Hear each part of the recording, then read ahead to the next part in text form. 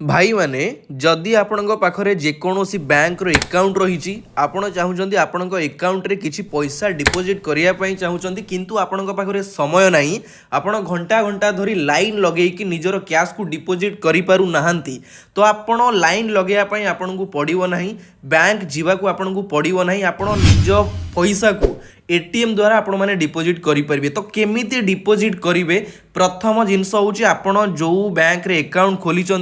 प्रथम तो आपण पाखरे तार mobile number link mobile number आपण पाखरे थिबा दरकार। सेकेंड आपण पासबुक रो जो अकाउंट नंबर रही से अकाउंट नंबर आपण पाखरे रही थिबा दरकार। दीटा जिनस प्रथम है कौन आपण बैंक अकाउंट नंबर सेकेंड रे रहिला कौन आपण मोबाइल नंबर यही दुईटा जिनस आपण पाखरे थिले एटीएम कार्ड नथिले भी आपण को बैंक जीवा पई पड़ो ना कि एटीएम आपंकर दरकार ना विदाउट एटीएम कार्ड रे आपण कार्ड लेस डिपोजिट एसिम आमर एटीएम रे करि परिबे। सपोज मोर एसबीआई रो अकाउंट अछि मु आपन को लाइव डिपोजिट करके देखै देबी मो पाखरे केवल एबे मो मोबाइल नंबर अछि जोथिरे कि ओटीपी आसीबो सेकेंड रे मो अकाउंट नंबर मोर मने अछि एई दीटा जिंस अछि पाखरे मोर 1000 टंका कैश अछि सेई 1000 टंका कैश को मु एबे डिपोजिट करके आपण मानकू लाइव देखै दउछि 2 मिनिट रो समय लागिवो बेसी समय लागिवोनी ठीक अछि। तो चलंतु प्रथमे मु आपणकर पहुँची गली आसी कोउटी ना एटीएम रे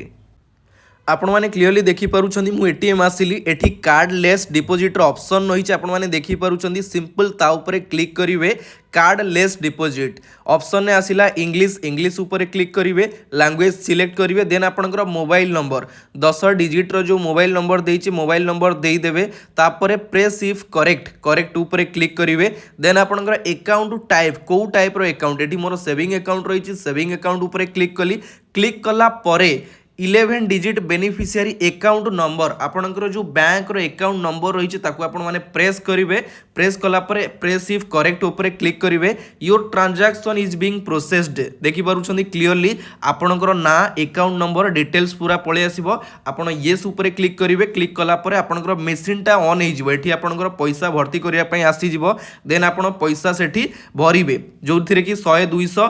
500 टंका आपण भरी पारिबे देन ता ऊपर येस ऊपर क्लिक करिवे प्लीज वेट आपनकर कैश टा काउंटिंग स्टार्टिंग हे जिवो ठीक अछि। तो किछि टाइम आपण माने वेट करिवे जोटा कि आपनकर देखै देबो 500 टंकिया मोर गोटिए 200 टंकिया गोटिए 300 टंकिया गोटिए ठीक अछि टोटल 1000 टंका कन्फर्म ऊपर आपण माने क्लिक करिवे किछि टाइम वेट करिवे देन आपनकर किछि समय परे लेखिबो आपनकर ट्रांजैक्शन सक्सेसफुल कि आपनकर ट्रांजैक्शन पेंडिंग रहि जाइछि एटी आपनकर डायरेक्ट लेखिबो क्लियरली आपण माने देखि पारुचंदी गोटिए समय गोटे मिनिट वेट कला परे योर ट्रांजैक्शन इज प्रोसेस्ड हैला परे देखंतु मोर रिसिप्ट आसी गला ता माने मोर पैसा डिपोजिट हेई गला ट्रांजैक्शन कंप्लीट एटा आपण मानकू शो करिवो। तो एतिकी थिला जिंस बेसी किछि जिंस दरकार नाही आपणकर केवल मोबाइल नंबर आ अकाउंट नंबर जदि आपणक पाखरे रहिछि जे कोनोसी बैंक रे आपणकर अकाउंट रहिछि आपणकू सेही बैंक रो एटीएम जाई कि आपणकू ओपन करिया पई पड़िबो बा डिपोजिट करिया पई पड़िबो सेम बैंक रो सेम एटीएम को जिबे